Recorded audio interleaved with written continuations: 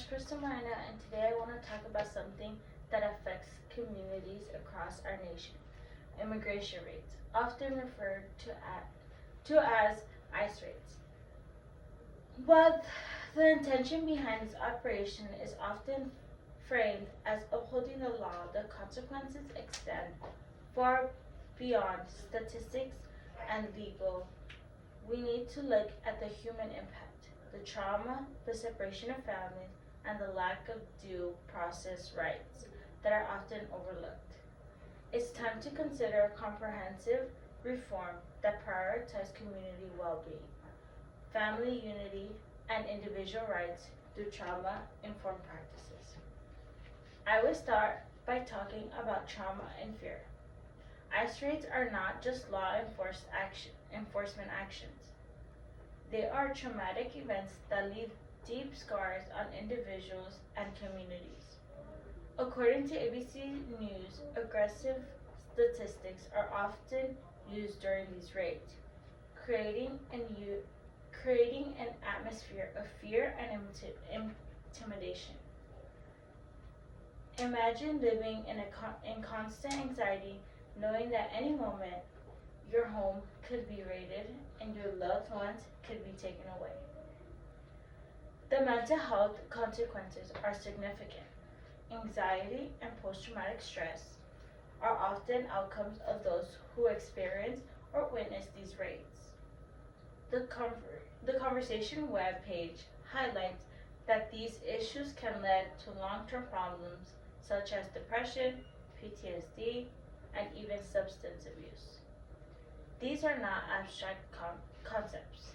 They are real struggles faced by real people, often caused by the very system meant to protect them and the rest of the city and country. Now that I talk about the trauma and fear, let's consider another devastating consequence of ICE raids: the separation of families. The family bonds are the bedrock of our society.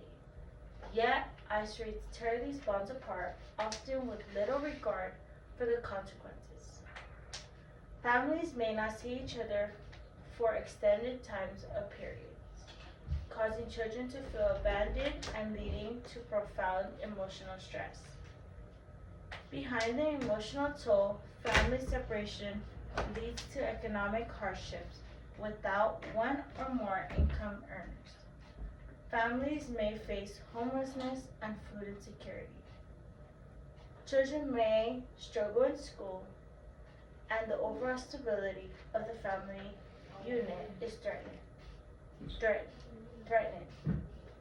These are not isolated incidents. They are systemic issues that demand our attention and demand us to take action upon them. Finally, let's address a fundamental principle of justice that is often compromised during ICE raids: the lack of due process. The lack of due process is a cornerstone of our legal system, ensuring that everyone is treated fairly and also has the opportunity to defend themselves. However, during ICE raids, these rights are often overlooked and outrighted and violated. Individuals may be detained without legal representation or a clear understanding of their rights, which leads us to know that the lack of due process is not used and is affecting various of families. This lack of due process not only undermines our legal system, but also a cycle of fear and just brings injustice. When people feel there are no recourse or protection under the law, it erodes trust in very institution meant to serve them. In conclusion, the trauma, family separation, and lack of due process associated with ICE raids demand comprehensive reform. We must prioritize community well-being, family unity, and individual rights. This requires a shift towards trauma-informed practices, ensuring that immigration policies are humane and brought to justice.